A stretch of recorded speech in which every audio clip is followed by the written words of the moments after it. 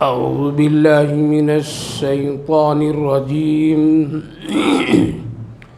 بسم الله الرحمن الرحيم. والله خلقكم ثم يتوفاكم ومنكم من يرد إلى أرذ العمر لكي لا يعلم بعد علم شيئا إن الله عليم قدير. والله فضل بعضكم على بعض في الرزق فما الذين فضلوا براد رزقهم على ما ملكت أيمانهم فهم فيه سواء أفبنعمة الله يجحدون. والله جعل لكم من أنفسكم أزواجا وجعل لكم من أزواجكم بنين وحفدة ورزقكم من الطيبات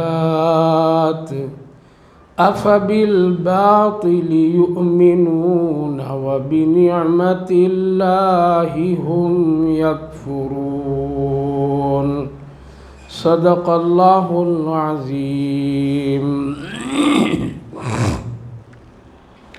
والله خلقكم ثم يتوفاكم ومنكم من يرد إلى أرذل العمر. اور اللہ تم کو پیدا کیا ہے پھر تم کو وفات یعنی موت دے گا. تمہیں میں سے کسی کو اللہ تعالیٰ ایسی عمر دیتا ہے نکمی عمر جہاں جانتے ہوئے کچھ بھی نہیں جانتا.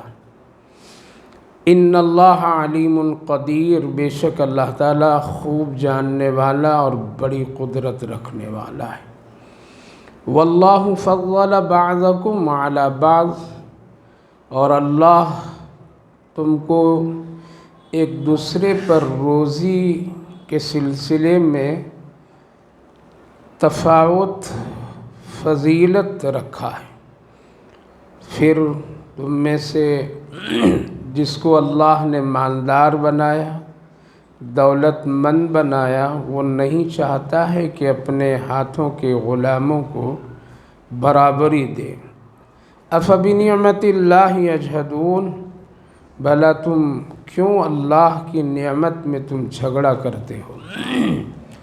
بھائی اور بزرگوں، اس سے پہلی جو آیات اور جو باتیں گزری تھی قرآن کی روشنی میں وہ یہ تھی کہ اللہ تعالیٰ بڑی حکمت والا ہے اور بہت ہی تدبر والا ہے. انسانوں کے علاوہ اللہ تعالیٰ نے اس زمین پر بے شمار مخلوقات جاندار کو بھی پیدا کیا ہے. اس کا بھی مالک اللہ ہی ہے. چاہے وہ ہماری نظر میں بہت ہی معمولی اور چھوٹی سی چیز دکھائی دیتی اور ہم سمجھتے ہو، لیکن اس کو بھی بنانے والا اللہ ہی نے بنایا ہے. ان میں سے ایک مکھی کا تذکرہ گزرا تھا جس کو ہم اور آپ شہد کی مکھی کہتے ہیں. اللہ تعالیٰ نے اس میں کتنی حکمت اور کس قدر اس کی کارسازی اور اس کی بناوٹ اور اس کی محنت اور اس کی فرما برداری پر اللہ نے خوب تذکرہ کیا ہے قرآن میں کہ ایک معمولی سی مکھی ہے جو اپنے بڑوں کی بات مان کر کے انسانوں کے لیے کتنی اچھی غذا فراہم کرتی ہے. اور شہد جو ایک بہترین شفا یاب نعمت ہے، شفا یاب غذا ہے، طاقتور ہے، جس کو ہم سب کے آقا صلی اللہ علیہ وسلم خوب پسند فرماتے تھے، اس کا بھی تذکرہ گزرا۔ اب اللہ تعالیٰ نے فرمایا، اور یہ اللہ کا ایک نظام ہے کہ تم دنیا کی چیزوں پر اگر غور و فکر نہیں کر پاتے ہو اور کرنا بھی نہیں چاہتے ہو کہ مکھی میں کیا حکمت ہے، گھوڑے میں کیا ہے، اونٹ میں کیا ہے، فلاں جانور اور دنیا میں بے شمار جو بہت قیمتی چیزیں اللہ نے بنائی ہیں اس میں کیا کیا حکمتیں ہیں، اگر اس پر تم غور و فکر نہیں کر پاتے ہو تو کم سے کم اپنے ہی ذات پر غور و فکر کرو۔ ایک ایک جسم کے ایک ایک اعضاء پر ہماری قدرت، ہماری شان تجھے نظر آئے گی، ہماری طاقت تجھے وہاں دکھائی دے گی، ہماری حکمت وہاں نظر آئے گی۔ تم سر کے بال سے پاؤں کے ناخنوں تک اندر باہر خوب دیکھو اور غور کیا کرو کبھی کبھی، تو تجھے پتہ چلے گا کہ ہے جو میرے جسم میں یہ تغیر اور تبدل پیدا کر رہا ہے۔ ہم کل کیسے تھے، آج کیسے ہو گئے، اور یہ کیوں ہو رہا ہے؟ ہم ایسا تو ہونا نہیں چاہتے تھے لیکن ہوا کیوں؟ کبھی کبھی غور کرو، بچپنے پر تھوڑی سی توجہ دیجئے کہ کل ہمارا بچپنا کیسا تھا، اس بچپنے کی خوشیوں کو کس نے چھین لیا، کس نے ہماری زندگی اور ہماری ذات سے ہٹا دیا۔ پھر ذرا غور کریں کہ جوانی کی کیا عالم اور کیا کیفیت ہوتی ہے، کیا امنگ ہوتی ہے، کیا کیا ارادے، کیا کیا جذبات ہوتے ہیں، لیکن ان ساری جذبات اور تمنائیں آرزو لیتے لیتے ایک وقت ایسا آتا ہے کہ آدمی بالکل سمیٹ جاتا ہے، کمزور ہو جاتا ہے، نگاہیں کمزور ہو جاتی ہے، چلنا پھرنا مشکل ہو جاتا ہے، بولنا مشکل ہو جاتا ہے، کھانا پینا مشکل ہو جاتا ہے۔ آخر وہ جوانی کی وہ طاقت کس نے چھین لیا؟ ہماری آنکھوں کی اس روشنی کو کس نے کمزور کر دیا؟ ہماری زبان اور منہ کے ذائقے کو کس نے بدل کر کے ختم کر دیا؟ کل ہم بیٹھ کر کے 10 روٹیاں کھا لیتے تھے، آج آدھی روٹی کھانا مشکل ہو جا رہا ہے۔ آخر کس نے یہ تبدیلی اندر پیدا کر دی؟ کیا اپنے آپ کو انسان چاہتا ہے؟ کیا اپنے آپ کوئی بوڑھا ہو جانا چاہتا ہے؟ کیوں اپنے آپ کوئی بیمار ہو جانا چاہتا ہے؟ کیا کوئی اپنے آپ کوئی کسی کے لیے مجبور اور بوجھ بننا چاہتا ہے؟ آخر ایسا ہوا تو ہوا کون کیا؟ پڑوسی نے کر دیا، رشتہ داروں نے کر دیا، دوستوں نے کر دیا، کون کیا؟ پتہ یہ چلا کہ ہمارے جسم کے اندر اور باہر کوئی ایسی ذات، اس کی طاقت ہے جو اپنے آپ اس سسٹم میں بدل رہا، اور وہ کون ہے؟ وہ اللہ ہے۔ اللہ نے اسی کو یہاں فرمائے واللہ خلقکم، تم کو کوئی ادھر ادھر کے لوگ نہیں پیدا کیا، اللہ نے پیدا کیا، یہ یقین کر لو۔ واللہ خلقکم، اللہ نے پیدا کیا۔ تم اپنی مرضی سے بھی نہیں پیدا ہوئے ہو، اپنی مرضی سے بھی تم اس دنیا میں نہیں آئے ہو۔ اگر کوئی اپنی مرضی سے آتا تو چن چن کر کے آتے، شہر بھی اچھا ہونا، گھر بھی اچھا ہونا، ماں باپ بھی دولت مند ہونا، حسن بھی ہونا، سب کچھ ہونا، لوگ چن کر کے آتے، لیکن اپنی مرضی تو ہے ہی نہیں، جانے میں بھی اپنی مرضی نہیں ہے کوئی نہیں ہے، بلکہ انسان سے اللہ نے یہ 2 چیزیں اپنے قبضے میں کر لیا ہے۔ تو اللہ فرمایا واللہ خلقکم ثم یتوفاکم، تم کو پیدا کیا اور تم کو موت دے گا اللہ۔ زندگی یہی تو ہے، ابتدا اور انتہا، بیچ میں کھیل تماشے۔ پیدا ہوا انسان، بیچ میں جتنی زندگی موت تک گزر رہی وہ کیا ہے؟ کھیل تماشے ہیں، کھلاڑی کھیل رہے، ہم لوگ میدان میں اپنا اپنا فن دکھا رہا ہے، کوئی اپنا اپنا کرتب دکھا رہا، اپنی اپنی محنت، اپنی اپنی کوشش دکھا رہا ہے، ہم یہ ہماری یہی تو ہو رہا، اور کیا ہے اس دنیا میں؟ اور ہے کیا؟ یہی ہے کہ تم یہ ہو، ہم یہ ہے۔ تمہارے گھر کی چھت سے ہمارا گھر کا چھت بڑا ہے، تمہارے گھر کی دیوار سے ہمارے گھر کی دیوار اونچی ہے، تمہارے گھر کے اندر کی زینت سے ہمارے گھر کی زینت اچھا ہے، تیری گاڑی سے میری گاڑی اچھی ہے، تیری اولاد سے میری اولاد اچھی، وہ تو امریکہ میں پڑھ کے آیا، وہ تو لندن سے پڑھ کے آیا، دنیا کے ماہر اور بڑے یونیورسٹیوں سے پڑھ کر کے آیا، تمہارے کپڑے سے اچھے میرے کپڑے ہیں، یہی تو ہے اور کیا ہے، تیرے بینک بیلنس سے ہمارا بینک بیلنس مضبوط ہے، یہی تو کھیل تماشا ہے اور کیا ہے، اس کے علاوہ اور کیا ہے، اس کے علاوہ دنیا کو اللہ نے یہی فرمایا ہے، اس لیے ابتدا اور انتہا اللہ 2 جملے میں بتلائے، پیدا کیا ہوں جیسے پیدا کیا ہوں، ثم یتوفاکم، ایسے ہی موت دوں گا، تم کتنا بھی بچنے کی کوشش کر لو گے بچو گے نہیں، زندگی بتانی ہے نا اللہ کتنا شارٹ کتنا مختصر، واللہ خلقکم ثم یتوفاکم، واہ یہ ہے قرآن کے اصول، باقی چیزوں کی حقیقت کو اللہ نے کچھ نہیں، اسی لیے حضرت عبداللہ ابن عمر بادشاہ کے بیٹے تھے، کس کے بیٹے تھے؟ کون سا بادشاہ؟ امیر المومنین عمر فاروق رضی اللہ، جن کی حکومت آدھی دنیا سے زیادہ پر، اس بادشاہ کا بیٹے تھے وہ، گھر کی ذرا مرمت دیواروں کی کر رہے تھے، نماز میں شاید آنے میں ذرا تاخیر ہوئی، یا اللہ کے رسول صلی اللہ علیہ وسلم ادھر سے گزر رہے تھے، دیکھیں کہ بڑی محنت دیوار پر کر رہا ہے،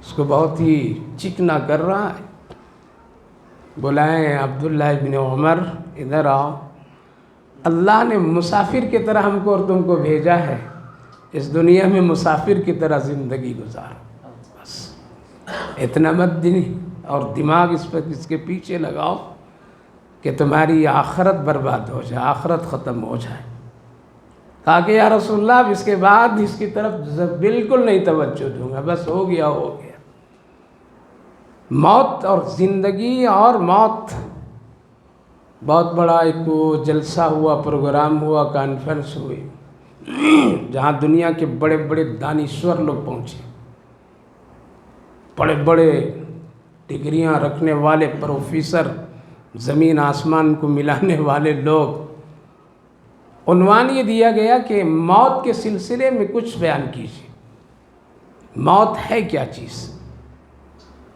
بڑے بڑے ہر مذہب کے لوگ، پڑھے لکھے لوگ، دنیا کی نظروں میں بہت اونچا مقام رکھنے والے لوگ، موت کی جب تعریف اور موت کی حقیقت کو بیان کرنے لگے تو گھنٹوں میں بیان کر رہے ہیں، لکھیں تو صفحہ کا صفحہ، پنے کے پنے کاغذوں کو انبار لگا دیے، ضخیم کتاب، موت یہ ہے، موت یہ ہے، موت یہ ہے، ہزاروں۔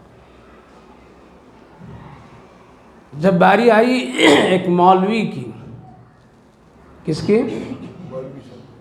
جب پہچانتے ہیں مولوی صاحب کو، نکاح پڑھاتے ہیں وہ، فاتحہ پڑھاتے ہیں وہ، غسل دیتے ہیں وہ، گھر کے افتتاح کرتے ہیں وہ، دکان بن جائے دکان کی افتتاح، بچہ پیدا کرو تو کان میں اذان اور تکبیر، یہ مولوی کی تعریف، یہی تو ہم لوگ سمجھ رکھے ہیں کہ مولوی بس اسی کام کے لیے، اور تو ہے کچھ نہیں اس کے پاس، یہ تو کچھ بھی نہیں اس کے پاس، اس کو تو اتنی ہی آتی ہے۔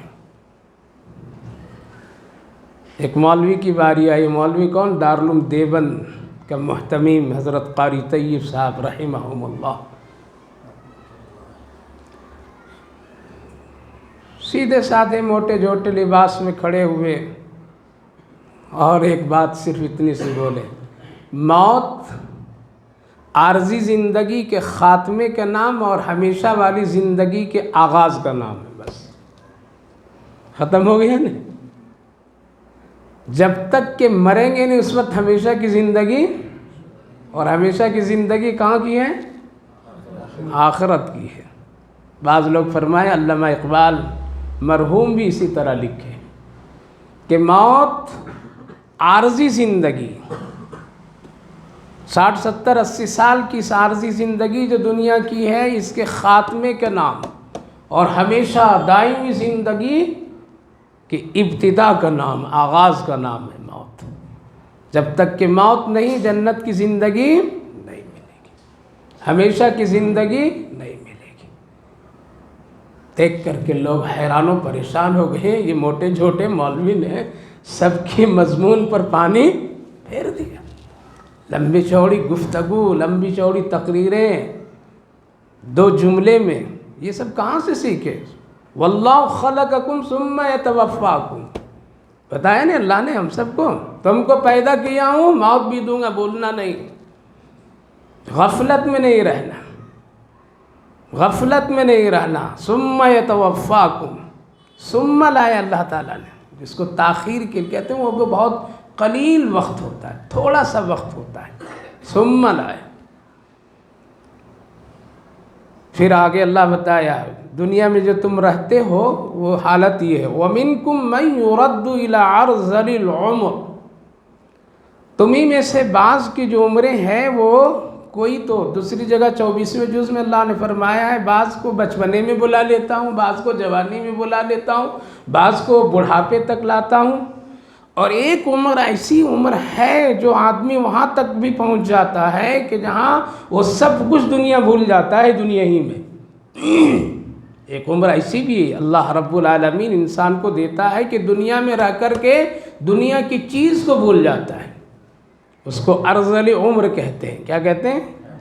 اللہ خود فرمایا ایسی عمر جہاں جانتے ہوئے بھی انجان ہو جاتا آدمی، نہیں پہچان پاتا یہ میرا بیٹا ہے، یہ میری بیٹی، یہ میری بیوی ہے، یہ کیا ہے، یہ کیا ہے، کون ہے، کچھ نہیں معلوم، بتا دو تو ہاں، تھوڑی دیر کے بعد بھول جاتا۔ ابھی ایک بڑے عالم دین ہندوستان کا جو گھنٹوں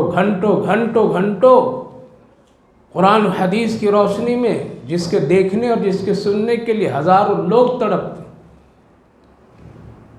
ملاقات میری ہوئی، خود میں گیا ملاقات کیا، اللہ اکبر، دیکھ کر کے عجیب و غریب حالات، پہچان نہیں پانے، جن کے ساتھ میں نے زندگی کا بہت سارا وقت گزارا، سفر میں، جلسوں میں، لیکن بار بار اپنا نام ہم بتا رہے ہیں، میں یہ ہوں، میں یہ ہوں، میں یہ ہوں، لیکن کچھ بھی نہیں۔ کیا یہ ارذل عمر کہتے ہیں اس کو، کہ اللہ کبھی کسی کو اس حالت پر پہنچا دیتا ہے کہ جہاں وہ دنیا ہی میں رہ کر دنیا کو بھول جاتا ہے۔ اللہ کے رسول صلی اللہ علیہ وسلم ہمیشہ اس عمر سے اللہ سے پناہ مانگتے تھے، اللہ اس عمر سے ہم کو بچا لیجئے گا۔ یہ عمر دوسروں کے لیے بوجھ والی زندگی ہوتی ہے، یہ عمر دوسروں کے لیے بھی دشواری کی زندگی بنتی ہے، یہ عمر دوسروں کے لیے پریشان کن زندگی بنتی ہے۔ اس لیے آقا کریم صلی اللہ علیہ وسلم ہمیشہ دعا فرماتے تھے، اللہ ارذل عمر سے اپنے محمد کو بچا لیجیے گا۔ ہمیشہ دعا کرنی چاہیے، ہمیشہ دعا کرنی چاہیے، اللہ میں ارذل عمر مانگیے، لیکن برکت کی عمر مانگیے کہ کسی کے لیے بوجھ نہ ہو۔ ایسی عمر مانگیے کہ اللہ تو چلتے پھرتے بلا لے، ایسی عمر مانگیے کہ اللہ تو سجدے کی حالت میں بلا لے، اللہ تو ایسی عمر دے تو کھاتے پیتے بلا لے، کسی کا بوجھ نہ بنانا۔ جہاں انسان تھک جاتا ہے، جہاں وہ حیات کی دعا کرنے کے بجائے وہ دعا کیا کرتا ہے، اللہ اس کو جلدی سے لے جائے۔ یہ ارذل عمر ہے، جہاں پہچاننا بھول جاتا آدمی، جہاں ایک دوسرے کی شناخت کو ختم کر دیتا ہے، جہاں کہا گیا تو کرتا ہے کچھ۔ لہذا ایسے حالات سے بہت ہی پناہ مانگنا چاہیے اللہ سے۔ تو اللہ فرمایا تمہیں میں سے بعض کو میں وہ عمر بھی دے دیتا ہوں کہ وہ دنیا میں رہتے ہوئے دنیا کی چیز کو بھول جاتا ہے، جبکہ اس سے پہلے وہ دنیا ہر ایک چیز کو پہچانتا تھا، ہر ایک چیز کو سمجھتا تھا، سمجھ کر کے اتنی بڑی دنیا کے ساز و سامان اس نے تیار کر لیا، لیکن یہ عمر آخر کون دیا؟ اللہ فرما رہا ہے یہ بھی میرے پاس طاقت ہے، یہ بھی میرے پاس میں قدرت ہے، لہذا بعض کو بچپنے میں، بعض کو جوانی میں، بعض کو بڑھاپے میں، بڑھاپے کے بھی اس حالت میں بھی ہم بلاتے ہیں۔ ان اللہ علیم قدیر، اللہ جانتا ہے کہ کون کس حالت میں مرے گا، اور اللہ قدرت رکھتا ہے وہ دینے لینے پر۔ اس لیے میرے بھائیو بزرگوں، ہمیشہ خاتمے کے بارے میں بہت ہی حساس رہنا چاہیے، ہمیشہ حساس اور اللہ سے خوب مانگنا چاہیے۔ وہ وقت ایسا ہوتا ہے جہاں بیوی بچے رشتہ دار سب کے سب ایک طرف ہو جاتے ہیں، خود ہی مرنے والے کو جھیلنا پڑتا ہے۔ اس لیے اللہ کی مدد اور یہ وقت کی آسانی چیزوں سے نہیں، سامان سے نہیں، دولت سے نہیں، ہو جائیں گے؟ سونے کے ڈھیر رکھ دیجئے، موت آسان نہیں ہوگی۔ دولت رکھ دیجئے، نہیں ہوگی۔ بہترین فرنیچر اور بہترین آسائش کے گھر اور کمرے پر رکھ دیجئے، نہیں موت آسان جو ہوگی وہ اعمال کی بنیاد پر۔ اچھا ہے تو موت بھی اچھی، برا ہے تو بری موت، یعنی سخت ہے۔ اس لیے ہمیشہ اللہ سے دعا کرنا چاہیے۔ ہم لوگ تو صرف زندگی کی دعا کرتے ہیں، خاتمے کی دعا جلدی نہیں کرتے ہیں۔ سوچتے ہیں خاتمے کی دعا کر لیں گے، جلدی نہیں چلا جانا پڑے گا۔ بہت مطلب پرست ہیں ہم لوگ ہیں، اور ایسی عادت ہم لوگوں کی ہے کہ جو بس مطلب جہاں ہو وہی ٹھیک، مطلب سے اگر ذرا یہ ہو جائے تو بس۔ اور آج عادت ایسی ہماری اور آپ کی بن گئی ہے کہ ہمارے مطلب کا اگر گناہ بھی اچھا لگے تو ماشاءاللہ، کیا ہے؟ ماشاءاللہ آپ تو بہت اچھے۔ پوچھئے کسی سے کیسی زندگی گزر رہی؟ الحمدللہ ماشاءاللہ بہت اچھا حاجی صاحب، بہت اچھا ہے، بہت اچھا ہے۔ نماز ایک بھی نہیں پڑھا ہے بیوقوف، لیکن کیا کہہ رہا ہے؟ ماشاءاللہ بہت اچھی زندگی گزر رہی ہے۔ قرآن نہیں پڑھ رہا ہے، کہہ رہا ہے بہت اچھی، وہ بھی کہہ رہا ہے ماشاءاللہ آپ بہت اچھے، بڑے خوش ہیں۔ کیوں؟ ہم لوگوں نے برائی کو، گناہ کو گناہ سمجھنا چھوڑ دیا، ہمارے دل میں اس کا احساس نہیں ہو رہا، اس لیے سب کو اچھا ماشاءاللہ ماشاءاللہ۔ بے نمازی کیسے اچھے ہو جائیں گے؟ جو اللہ کے سامنے کھڑا نہیں ہوتا وہ کیسے اچھے ہو جائیں گے؟ مسلمان ہو کر کے اگر قرآن وہ نہیں پڑھتا ہو تو وہ کیسے اللہ کے نزدیک اچھے ہو جائیں گے؟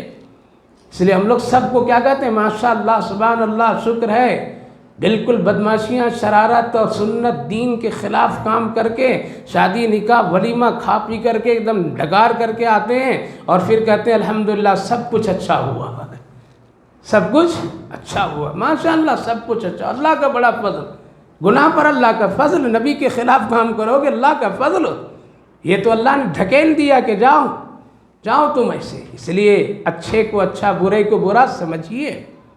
ورنہ وہ ایک بادشاہ تھا، اپنے وزیر خادم کے ساتھ میں سفر میں نکلا تھا، ایک بازار سے گزرنا پڑ رہا تھا، تو ایک شخص ایک گدھا لے کر کے آواز دے رہا تھا، گدھا لے لو، گدھا لے لو، گدھا لے لو، اس کی قیمت اتنی، یعنی زیادہ قیمت عام مارکیٹ کے حساب سے۔ بادشاہ نے بولا رہی یہ گدھا کی قیمت اتنی کیوں لگا لیا؟ پوچھو اس سے، آخر یہ اتنی قیمت کیوں لگا دی ہے اس کی؟ جبکہ گدھے اس وقت تو سستے میں ہیں، لیکن اتنی قیمت اس کی کیوں بڑھائی ہے اس نے؟ تو خادم وزیر نے پوچھا کیوں تمہارے گدھے اتنی قیمت کی کیوں ہیں؟ کہا کہ اس پر جو بیٹھتا ہے اس کو مکہ اور مدینہ نظر آتا ہے۔ دیکھا، ہم لوگ بھی بڑے چالاک ہیں، گناہ پر بھی سبحان اللہ ماشاءاللہ، نماز چھوڑ کر کے زندگی گزارو، اللہ کا شکر ہے۔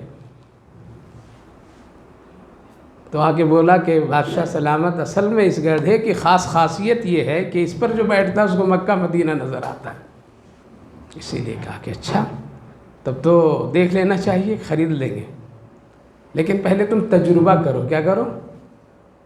کہا کہ ٹھیک ہے میں بیٹھتا ہوں دیکھتا ہوں نظر آتا ہے یا نہیں نظر آتا ہے۔ جب وہ بیٹھنے کا ارادہ کیا تو مالک گدھا نے کہا کہ دیکھو اسی کو نظر آتا ہے جو گنہگار نہیں ہوگا۔ یہ دنیا سب اللہ ہی کے نام سے کھیل رہے ہیں،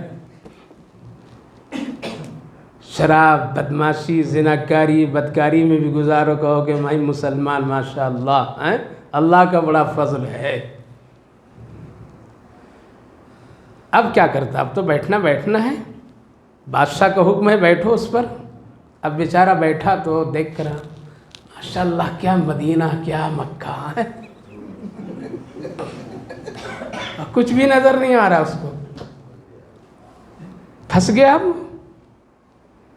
اسی لیے ہم لوگ حاجی صاحب تو بھی اچھا، حاجی صاحب میں بھی اچھا، دونوں بے نمازی، دونوں سودخور، اچھا ماشاءاللہ۔ یہی عادت ہے ہم لوگوں کی، ماشاءاللہ کیا مکہ، کیا مدینہ، دیکھ کر کے۔ کہا کہ بادشاہ سلامت واقعتاً اس پر بیٹھنے سے مکہ مدینہ نظر آتا ہے۔ آ کے بتایا کہ نظر آتا ہے لیکن اس کی اچھا ہے، تو کہا کہ چلو میں بھی بیٹھ کے دیکھ لیتا ہوں، دیکھ لیجیے آپ، لیکن اس پر اسی کو نظر آتا ہے، اگر گنہگار ہے تو نظر نہیں آتا ہے۔ تو اب بادشاہ بھی پھنس گیا۔ بیٹھتے ساتھ اس نے ایک پوائنٹ پھر بتا دیا کہ اس کو نظر آتا ہے، کہیں اب ایسا میں جھوٹا نہیں ہو جاؤں بادشاہ کی نظر میں، اس لیے اس نے کہا کہ اسی کو نظر آتا ہے جو گنہگار نہ ہو۔ اب بادشاہ بیٹھا تو وہ ارے اللہ کتنا اچھا مدینہ، کتنا اچھا مدینہ، اس سے بھی زیادہ نعرے لگانے لگے۔ یہی تو ہے ہم لوگوں کا کام، اس کا جلوس ایسا تو میرا جلوس ایسا، اس کا جلوس خاموش تو میرا جلوس پر مکہ اور مدینہ کا جھنڈا ہے۔ ارے مسلمان کہاں چلے گئے؟ اب بادشاہ بھی ماشاء اللہ سبحان اللہ الحمدللہ، کیا مکہ، کیا اتنا خوبصورت یہاں سے دکھائی دے رہا ہے، کچھ بھی نظر نہیں آ رہا تھا دونوں کو، لیکن پھنسے ہوئے۔ اب اگر کہہ دیں کہ نہیں نظر آیا تو بادشاہ بھی گنہگار، خادم اور وزیر بھی گنہگار۔ یہی تو حال ہم لوگوں کا ہے۔ اتر گیا، منہ مانگی قیمت دو اور لے چلو جلدی، اب نہیں لیتا تب بھی پھنسنا۔ یہ حال ہم لوگوں کے کہ برا کو برا سمجھنا ہم لوگ چھوڑ دیں، بے نمازی کی گناہوں پر ہم لوگ حوصلہ افزائی کرنے لگے، بچے بدماشی کریں ہم اس کی تعریف کرنے لگے۔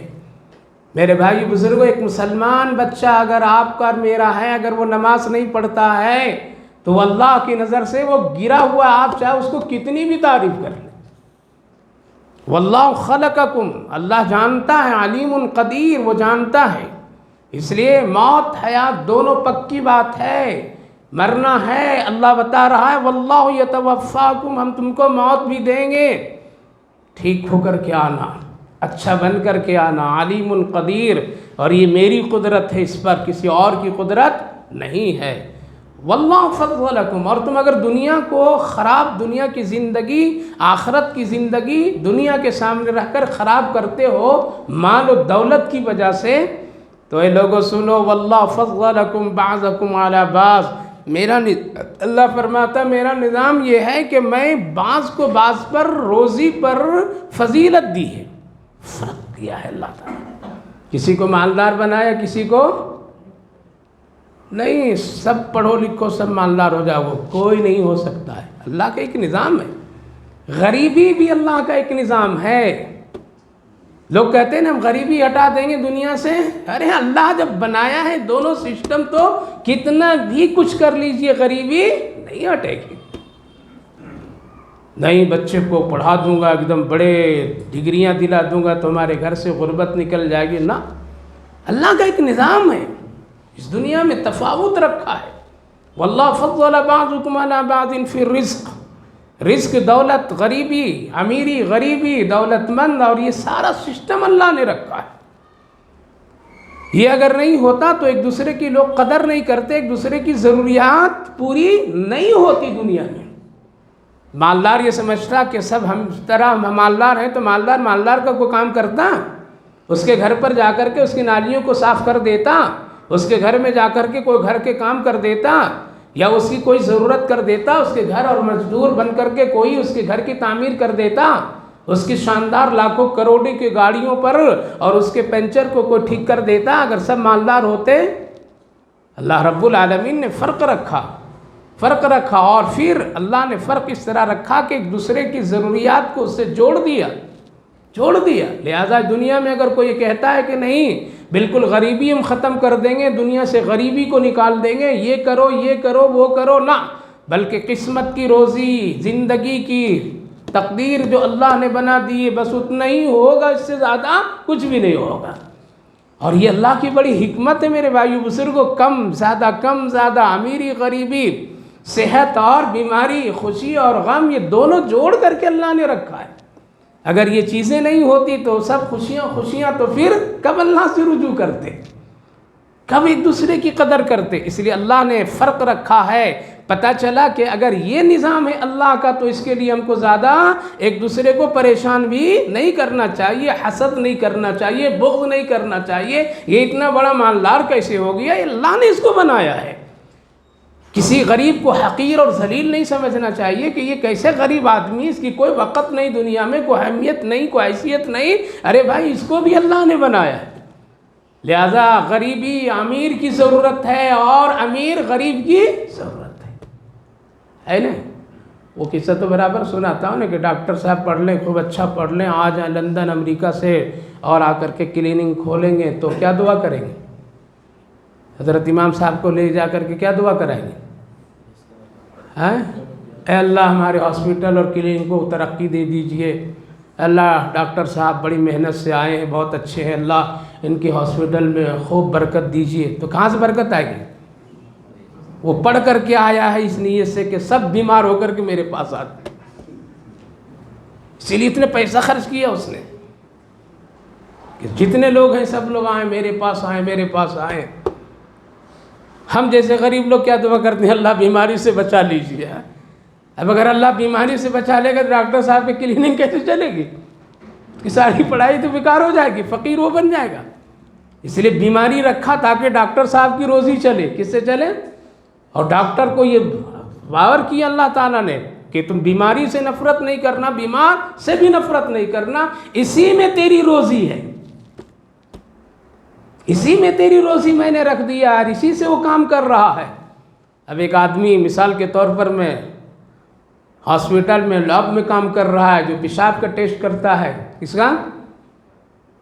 پڑھ لکھ کر کے آیا ہے، یہ کر رہا ہے، اس کی روزی ایک ناپاکی سے اللہ نے جوڑ دیا ہے، وہ اسی پہ کام کرتا ہے اور اسی سے اس کی روزی بنتی ہے۔ اگر وہ اب نہیں کام کرے گا تو روزی اس کی نہیں آئے گی۔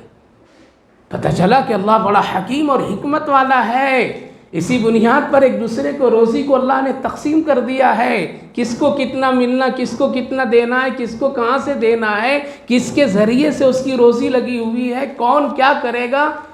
سب اگر مالدار سب بالکل یہ ہو جائے تو پھر قبر کھودنے والا کوئی بھی ملتا؟ سب اگر ایسے ہو جائے تو غسل دینے والا کوئی، قبر کھودنے والا بھی انتظار میں ہے مردوں کا، آ جائے زیادہ، آ جائے زیادہ ہماری روزی چلے۔ ایک صاحب کہنے لگے کہ لاک ڈاؤن سیزن بہت اچھا تھا ماشاءاللہ، اتنا اچھا سیزن وہ تھا جو بس مت پوچھئے، ایک دن میں 30-35 قبریں بناتا تھا، اب انتظار کرنا پڑ رہا ہے۔ دیکھیے وہ بیماری بلا اس کے لیے کیا ہے؟ نعمت ہے، دوسرے کے لیے زحمت ہے۔ یہ اللہ نے سسٹم بنایا ہے دنیا کا، اس لیے اللہ پر یقین رکھیے۔ کس پر؟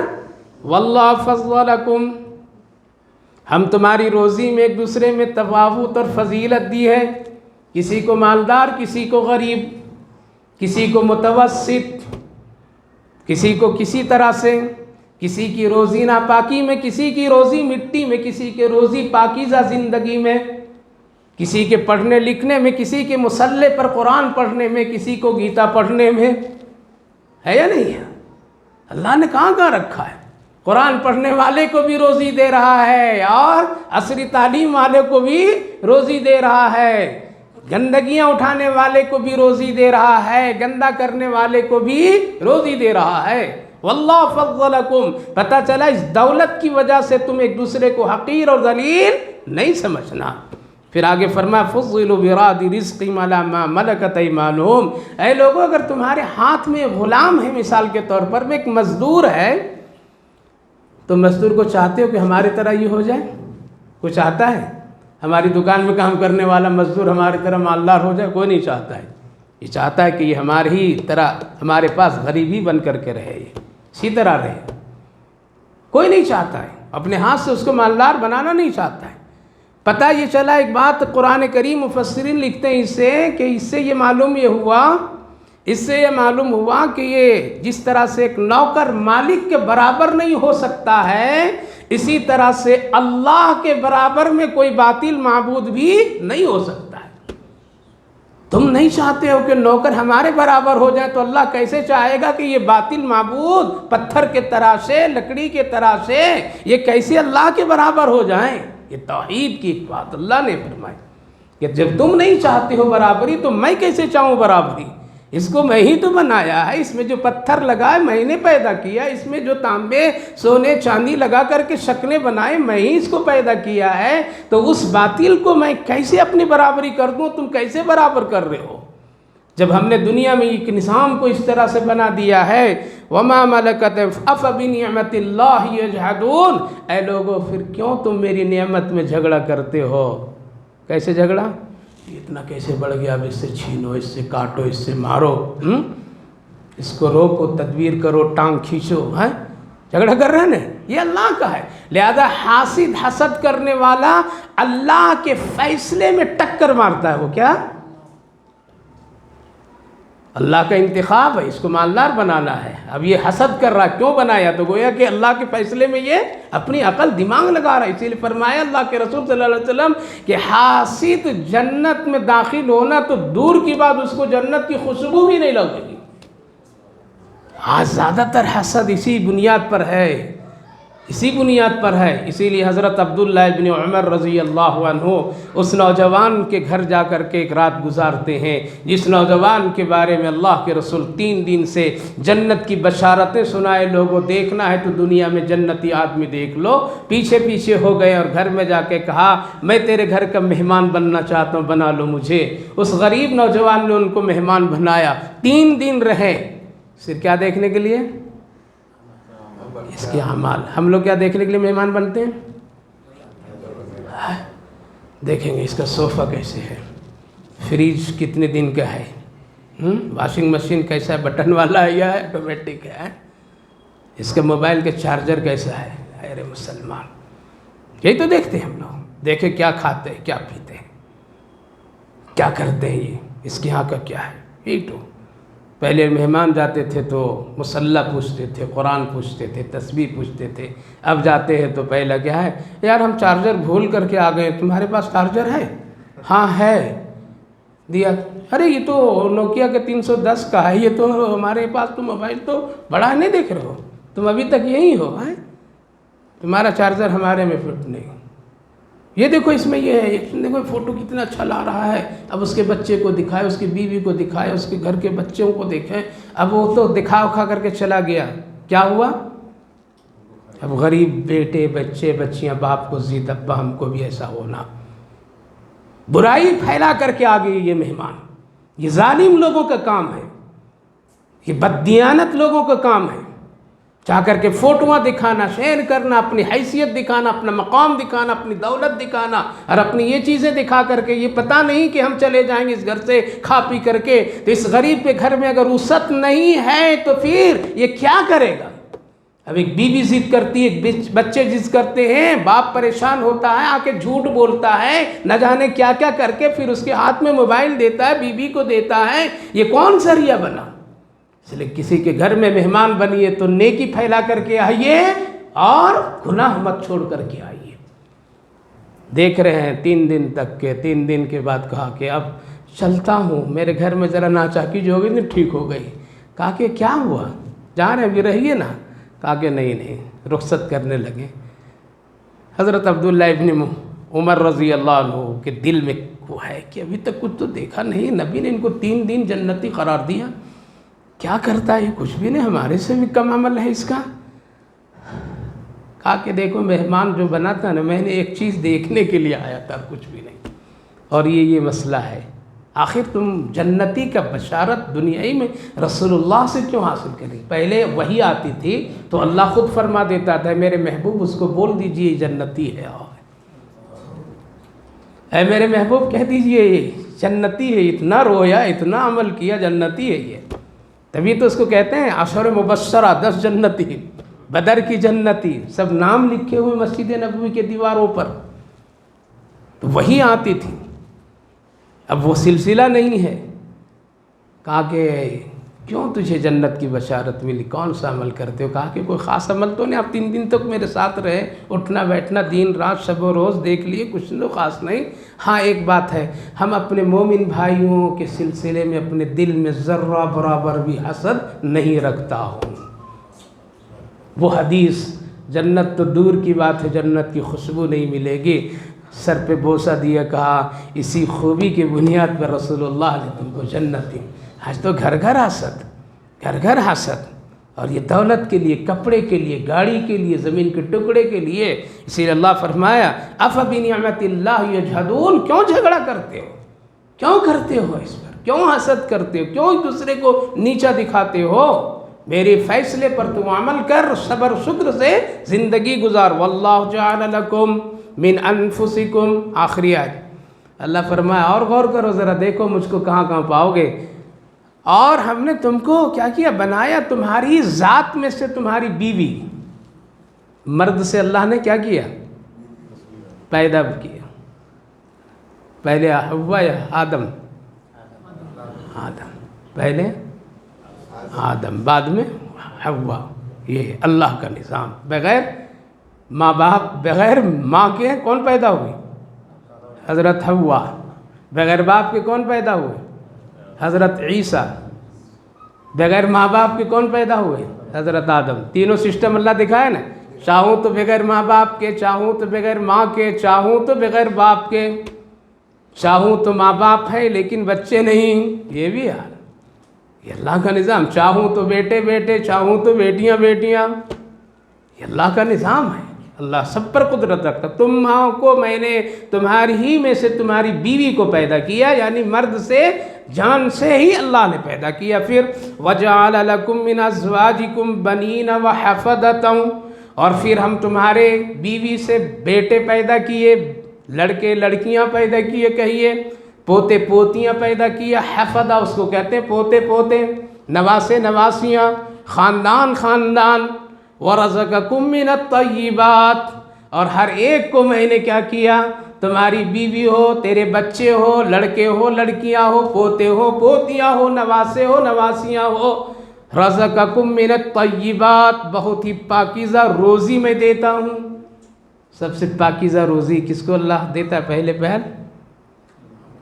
بچے کو دیتا ہے جو ماں کی چھاتی سے پیتا ہے وہ دودھ، کتنا پاکیزہ، کتنا پاکیزہ، کس قدر صحت مند، گرم میٹھا، اس کی زبان جلے نہ، اتنا گرم، اس کی مٹھاس اتنی کہ بچے کی لذت محسوس ہو۔ یہ کون بنا رہا ہے وہاں پر؟ اللہ بنا رزقکم من الطیبات۔ جب دنیا میں آ گئے ہیں تو پھر اور روزی سب کو دیا، تیرے بیٹے بیٹیاں سب کو، تیرے پوتے پوتیاں نواسیوں سب کو، حفظہ رزقکم من الطیبات، سب کو کھلاتا ہوں۔ اسی لیے حدیث پاک میں ہے، آنے سے پہلے اللہ روزی بھیج دیتا ہے اور واپس لے جانے سے پہلے اللہ روزی کو ختم کر دیتا ہے۔ فرشتہ آ کر کے کہتا ہے ایسے نہیں مار رہا ہوں، تیری روح نہیں نکال رہا ہوں، ساتوں زمین دیکھا کہیں تیری روزی نہیں، وہاں سے آتا تھا وہاں سے بھی بند ہو گیا، بلکہ اب دوسری جگہ ویزا ختم ہو گیا، اب تم کو وہاں جانا ہے، چل۔ اب نیک آدمی ہوتا ہے کہ اچھا چلیے، سامان باندھا تیار ہو گیا کہ اس لیے میری روزی وہاں ہے تو ہم چلیں گے وہاں پر اور وہیں ہم رہیں گے۔ اور اگر آدمی بد ہے، گنہگار ہے، تو پوچھتا ہے کون سی جگہ، کون سی شہر میں لے جائیں۔ اب یہاں اگر کسی کو ملازمت کمپنی دے دے اور بتا دے تم کو امریکہ کے فلاں، لندن کے فلاں، مانچسٹر کے فلاں جگہ پر میں، تو کیا ہے فوراً آ کر سامان باندھ کر کے تیار۔ اور اگر وہ بتا دے کہ نہیں تم کو برما بھیج رہا ہوں تو سوچیں گے، مشورہ کریں گے، مشورہ کریں گے۔ اس لیے یہ ملک تو ذرا ٹھیک نہیں ہے، وہ وہاں کا تو چانس بہت اچھا قسمت والوں کو ملتا ہے، کیا یہ کہتے ہیں لوگ۔ تو اسی طرح سے جنتی آدمی کو جب جنت دکھائی دے تو دنیا سے بہتر جنت کہتا ہے، چلیے جلدی کیجئے، دیر مت کیجئے، فوراً تیار، روح فوراً نکل جاتی ہے۔ اور اگر گنہگار ہے تو اس کو دیکھو جہنم، بھائی آگ، یہ ہوا، یہ فلاں، یہ کانٹے، یہ دھوپ، یہ ساری چیزیں، تکلیف، یہ اژدہا، یہ بچھو صاحب، یہ کہاں ہے، کہاں لے جانا چاہتے ہو؟ وہ رکتی ہے، روح اٹکتی ہے، ہاتھ ڈال کر کے فرشتہ کھینچتا ہے تو یہ چیختا ہے اور پھر اس کو لے جاتا ہے۔ تو میرے بھائی بزرگوں، آنے سے پہلے اللہ زمین پر روزی پھیلا دیتا ہے اور لے جانے سے پہلے زمین سے روزی کو اور آسمان سے روزی کو روک کر کے ختم کر دیتا ہے۔ اور انسان کی ہمیشہ کی روزی، اسی لیے اللہ فرمایا وَرَزَقَكُمْ، ہم تم کو بھی روزی دیتے ہیں، تیری آل اولاد کو بھی روزی دیتے۔ روزی کے سلسلے میں تم اتنا فکر مند نہ ہو جاؤ کہ روزی دینے والے کو تم بھول جاؤ، اس لیے اس کو یاد کرو، اس سے لگاؤ رکھو۔ اللہ فَبِالْبَاطِلِ، تم روزی رزق دنیا میں باطل پر ایمان رکھتے ہو اور اللہ کی نعمتوں کا تم انکار کرتے ہو۔ خلاصہ یہ میرے بھائیو بزرگو، آیا ہے تو جانا طے ہے۔ کیسے جائیں گے؟ اچھا جائیں گے یا برا؟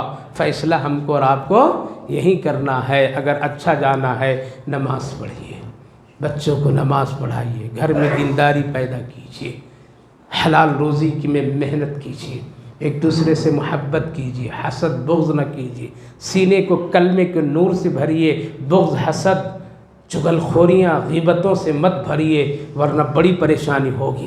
محبت کے ساتھ جیئے، پاک صاف رہا کیجیے، اچھی نعمتیں کھائیے، اللہ بلا مت کھائیے، سب سے زندگی گزاریے، بیوی بچوں کے ساتھ خوشیاں منائیے، منانے کا حق ہے لیکن ناجائز طریقے سے نہیں۔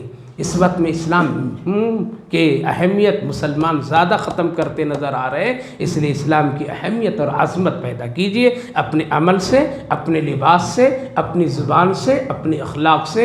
جب یہ چیزیں کر لیں گے تو انشاءاللہ اللہ بھی راضی ہوگا اور اللہ کے بندے بھی خوش ہوں گے۔ اور ان چیزوں کی طرف بالکل دھیان دینے کی ضرورت نہیں ہے کہ وہ کیا کرے گا، وہ کیا کرے گا، کون دنیا کے ظالم کیا کریں گے، کچھ بھی نہیں۔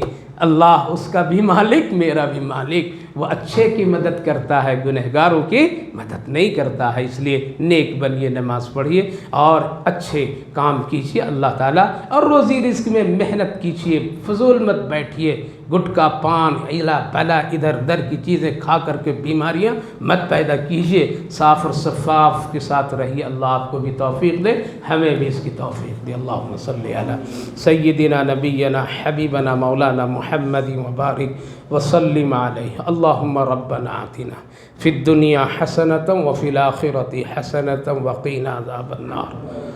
یا ارحم الراحمین، تو ہم سب کا مالک، خالق، روزی رزق دینے والا تو ہی ہے، ہم سب کا محافظ و معاون تیرے سوا کوئی نہیں ہے۔ اللہ ہم سب تیرے کمزور بندے، گنہگار بندے، اندر باہر گندے ہیں بہت۔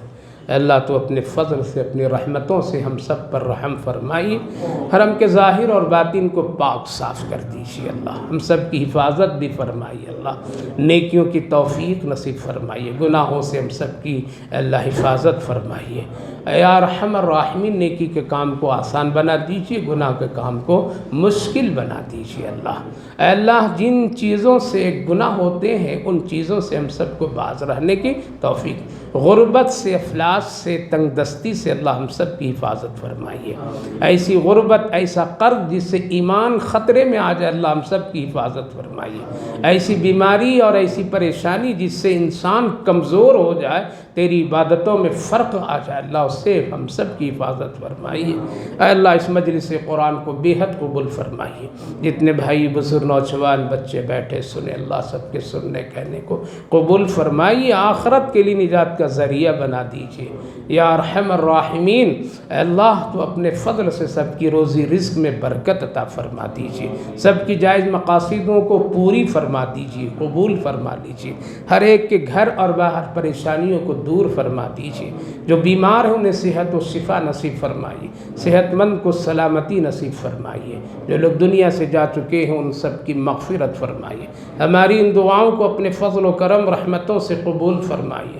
صلی اللہ علی النبی وعلی آلہ وسلم۔ سبحان ربک رب العزت عما یصفون وسلام علی المرسلین والحمد للہ۔